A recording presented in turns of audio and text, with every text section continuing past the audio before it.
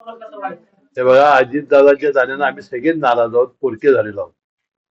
आता ही पोकळी आपल्याला भरून काढावी लागेल आणि राष्ट्रवादी काँग्रेस पक्षाचे जे कार्यकर्ते आहेत सगळ्या राज्यभरातील जिल्ह्यावर आमची जबाबदारी आहे की पक्ष आहे तसा इंटॅक्ट ठेवणं, वाढवणं, विस्तार करणं, यासाठी जे प्रयत्न करावे लागतील ते आम्ही करू.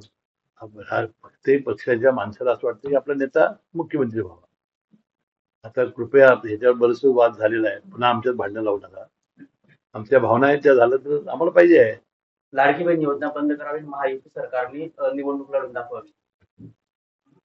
नाही आहे बघा, आता आपल्याला माहिती आहे की निवडणूक झालेली आहे.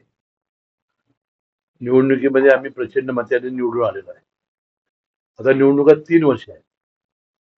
आता त्यांचे मित्रपक्ष जे काँग्रेस आहे कर्नाटकामध्ये, त्यांनी 5 गॅरंट्या चालू केलेल्या आहेत. 5.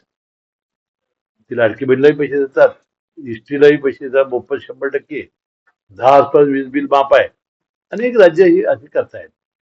आता त्या लाडक्या बहिणींच्या बद्दल एवढा राग का, हा खरं माझ्या प्रश्न आहे. मला वाटतं येणाऱ्या निवडणुकीच्या लाडक्या बहिणीत पुन्हा त्यांना धडा शिकवते. आणि आता हा पवार कुटुंबाने ठरवायचा आहे. विशेषतः सुनेत्रा पवार वहिनी असतील, पार्थ पवार असतील, जय पवार आणि आमचे सगळे वरिष्ठ नेते मिळून हा निर्णय घेतील. नाही, पण आपल्या वैयक्तिक इच्छा काय म्हणजे? तर वैयक्तिक इच्छेपेक्षा त्या कुटुंबाची इच्छा काय महत्वाची.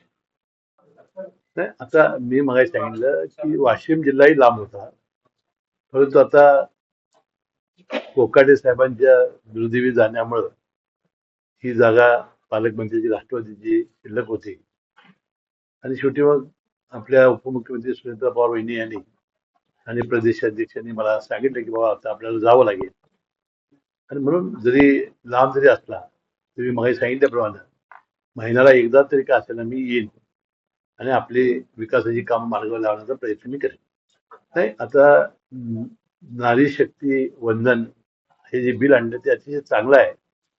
वाटतं सगळ्या विरोधी पक्षांनी सुद्धा डिलिमिटेशनच्या मुद्द्यावर ह्या कायद्याला विरोध करू नये एवढी त्यांना माझी विनंती आहे.